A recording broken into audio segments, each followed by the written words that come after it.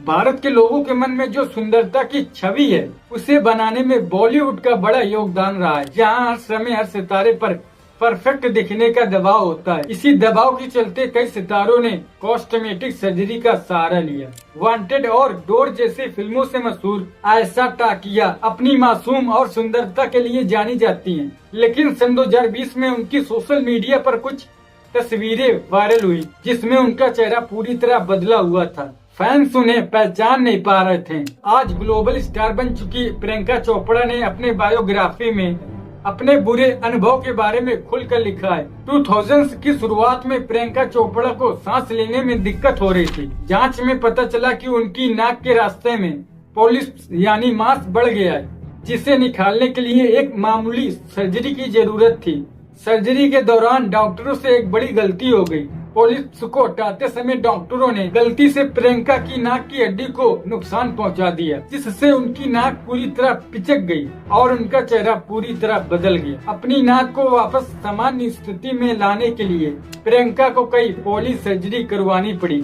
हालांकि उनका चेहरा पहले जैसा वैसा तो हुआ नहीं, लेकिन धीरे धीरे उन्होंने अपने नए लुक को स्वीकार कर लिया। प्रियंका चोपड़ा तो एक ग्लोबल स्टार बन गई, लेकिन कोयना मित्रा का केस बॉलीवुड में सबसे भयानक और दुखद उदाहरणों में से माना जाता है। साल सन 2011 के आसपास कोयना मित्रा ने अपनी नाक को थोड़ा और शार्प दिखाने के लिए राइनोप्लास्टी करवाने का फैसला किया। सर्जरी के बाद उनकी स्थिति सम्मान होने के बजाय बिगड़ती चली गई। इनके अलावा भी कई सितारे हैं जिनके बदलते हुए होंठ, गाल, जॉ लाइन, लेकिन उन्होंने कभी स्वीकार नहीं किया। कुछ ने स्वीकार किया, जैसे श्रुति हसन, राखी सावंत, अनुष्का शर्मा, सुष्मिता सेन, शिल्पा शेट्टी, करण जौहर। भारत में कॉस्मेटिक सर्जरी का बाजार तेजी से बढ़ रहा है। ISAPS के आंकड़ों के अनुसार भारत दुनिया के टॉप 10 देशों में है। मुंबई, दिल्ली, बेंगलुरु और हैदराबाद में कॉस्मेटिक सर्जरी के क्लिनिक की संख्या बढ़ रही है तेजी से।